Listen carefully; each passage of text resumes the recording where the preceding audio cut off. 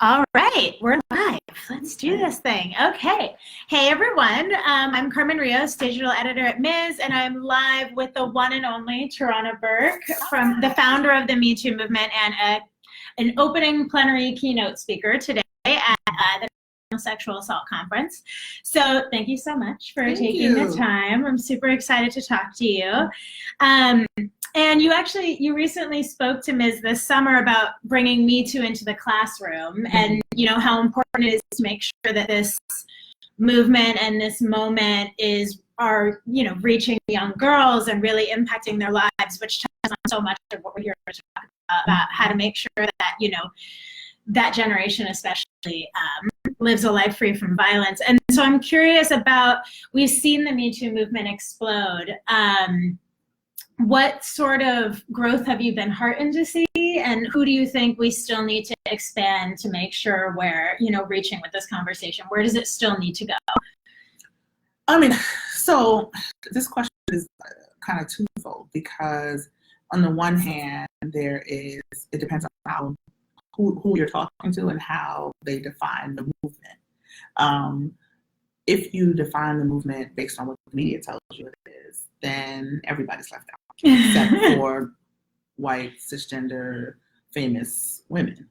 And so, but also on the flip side, what I say all the time is our movement, and nobody has to be left out. Taking aside how it's been defined in the media, the work that's on the ground and the work that still remains to be done can be and will be inclusive of everybody that raises their hand, right? And so, in many ways, in our work, we have to be really intentional about making sure we reach out and reach communities that have been pushed to the margins. But in a lot of ways, those communities also have to stand up and say this and take ownership of the work and the movement. I would say in the mainstream, we certainly haven't heard stories from marginalized folks. We actually haven't heard a lot of stories from straight white women, you know what I mean? And the survivors, I mean. So there's so many survivors' stories who have been left out. And the fact that's so tragic is, to me, I guess it's to the part about, I forgot that question. But anyway, but the thing that's tragic to me, I think, is that Me Too became what it is in this moment because it went viral. It went viral because millions of everyday people used the hashtag on social media. And so although that was predicated by the celebrities and the stories and the revelations in Hollywood, it was elevated to this global thing because everyday people raised their hand to say Me Too immediately.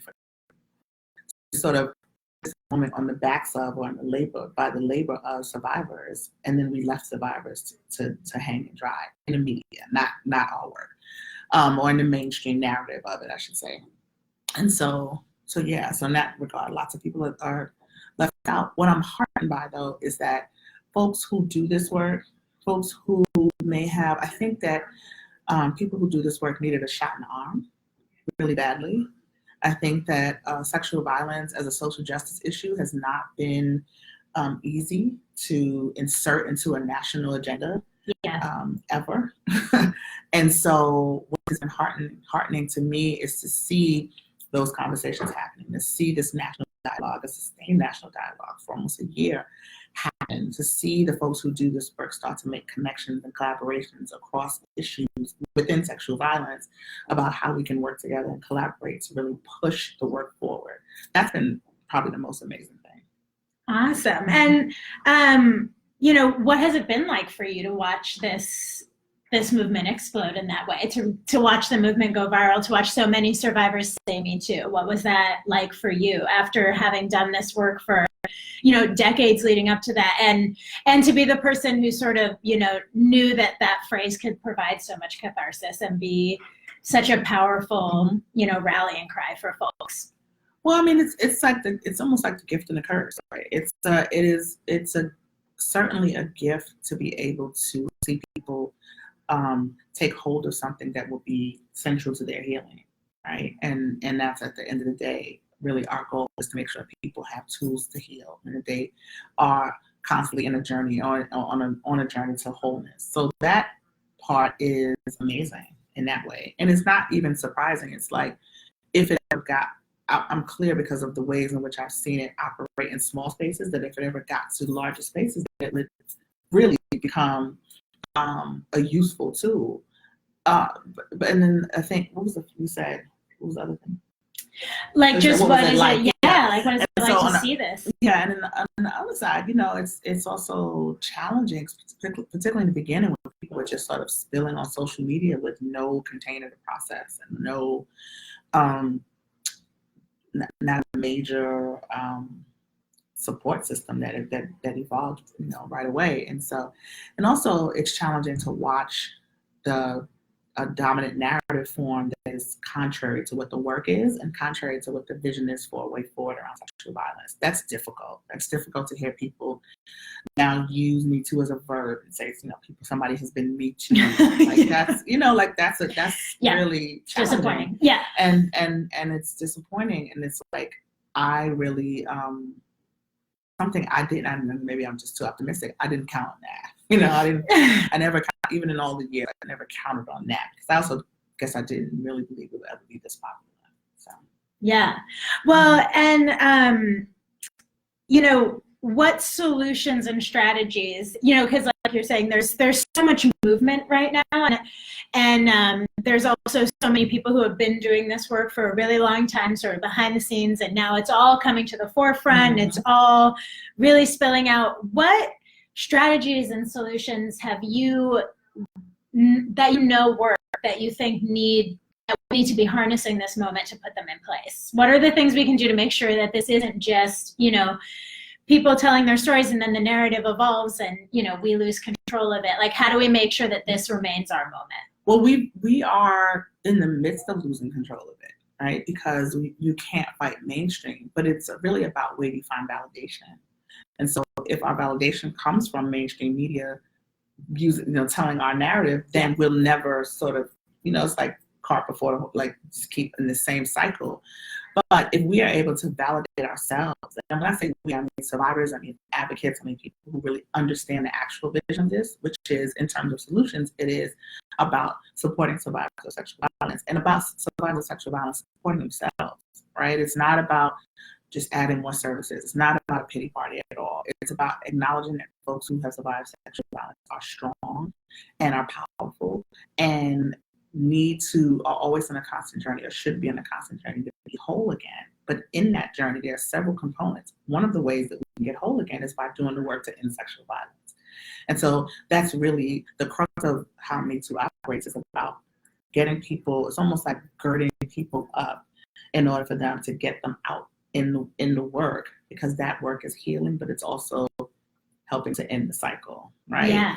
And so I really feel like the more people we have who understand their power, the power in survivorship, can be emboldened to learn what they need to become organizers, to figure out what their lane is in the work to end sexual violence, because that work is healing. Yeah. And when you talk about supporting survivors and seeing them as strong, what does that look like for, some of the people attending this conference and a lot of the people watching this interview? For activists, what does that look like? Like, what can their work look like that will actually empower versus, throw a pity party for survivors and actually sort of advance this? Yeah. I think the people attending this conference and who do this kind of work, I think, get that. I don't think that this, a lot of the crisis centers and things provide services, they do it through a lens that is developed in a way that's not about, like, I'm just trying to put a Band-Aid on things. And some don't, and I think one of the ways that that we can move the needle is for people to come out of that way of thinking, that you can't put a Band-Aid on this, right? Just providing services alone is like putting a Band-Aid on something and not really getting to the heart of the wound. And so I think people attending this conference, though, we come to these kind of conferences to get shored up, to go back and do the work. Yeah. Really, that's what this is really about. You learn a little something, you meet people, you network, you figure some things out, you do it in community. We have to have these moments at these conferences in order to go back and do this work in the silos that we do them in around the country. So I think, but to your point, I think that what would you ask, what empowering looks like actively? Yeah, like in the work. Yeah, I mean, first of all, the way we go about thinking about empowerment through empathy is that we have to listen to the voices of survivors. They should be present in solution making. They should be present in decision making. They should be present in shaping whatever the strategy is to move forward. If you don't have the people with the actual lived experience in the room with affirmative, like actual decision making power, then you really are disempowering people. So that's one active way. Yeah. And, you know, Sandra in the opening session was saying, you know, what will it take? Like, what is it going to take to end sexual violence in one generation? And, you know, what do you think, what bold moves do you think come next for you, for everyone that really can take this past one of these, you know, marcation lines, one of these, you know, I feel like so often when, you know, right now the mainstream media would have you believe that this conversation is entirely new, that sexual harassment and sexual assault, no one ever knew that those are happening. I mean, in our office, we were like, sexual harassment, we put that on the cover like 40 years ago, but okay. And so, you know, sometimes when it feels, and I sort of came up around the time of like slut walk and when campus sexual assault stuff was really exploding, and people always are like, this is the turning point, this is the sea change. And what do you think it'll take to actually make this Me Too movement moment into the sea change? It's not a moment. Never has been. Every movement is made up of several victories and losses, challenges and setbacks, and then triumphs. This is a triumph in a long-standing movement, not just the Me Too movement, but the movement to end sexual violence. And so while in this moment we do have a unique historical opportunity, I think, to capitalize into sort of the re-educating that people need to have, and to really push a lot of information to shape people's analysis.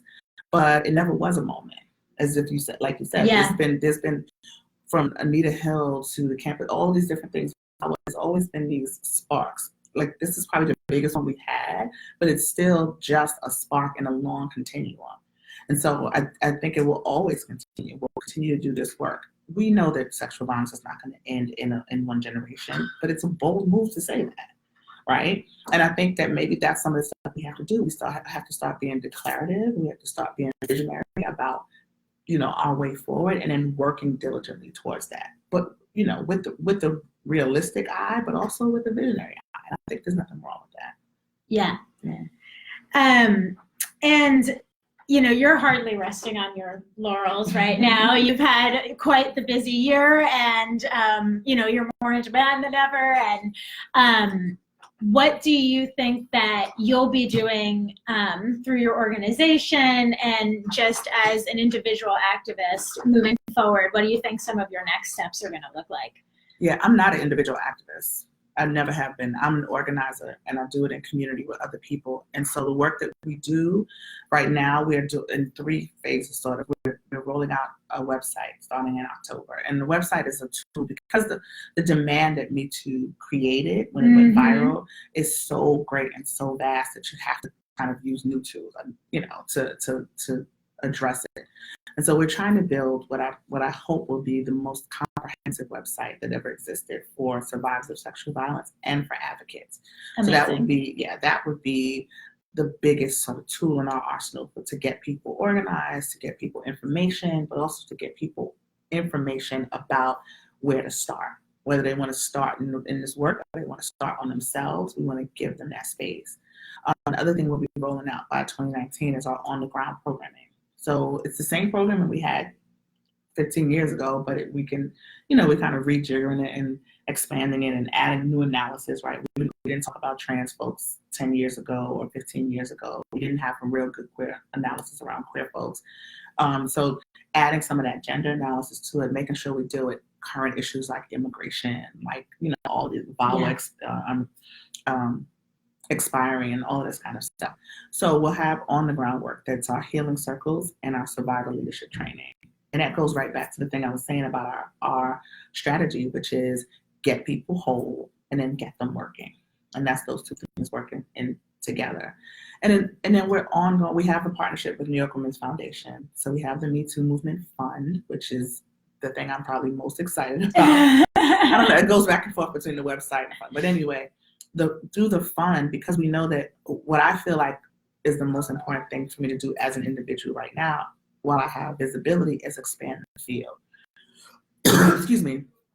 And that means that so that people don't get hyper focused on just me and like me too as the crux of solutions, and realize that there are various solutions by various people doing all kinds of work on the ground. Yeah. But they need resources. And so our fund is literally providing resources for people who are on the ground doing the work, who have been doing it or who want to start doing it. We want to help provide resources so they can build capacity. And so we really just can expand the field of people who are hyper focused on ending sexual violence. So that's the work that's happening. That will be happening over the next God knows how many years. Not with me at the helm for all those years. Prayerfully, I'm hoping to find some like 24-year-old unicorn who has like brighter and bigger ideas than me, so she can take over this whole thing in a couple of years, or he or they or whoever they are, But anyway, yeah. That's fabulous. Yeah. Well, I mean, I am already eagerly awaiting all of these next projects and collaborations to come. And yeah, thank you so much again for taking the time to talk to us today, and for all the work that you've done and will do. It's an honor to share space with you. Thank you so much. Thank you. Right. Bye, everyone. Like, I just need to find the end button.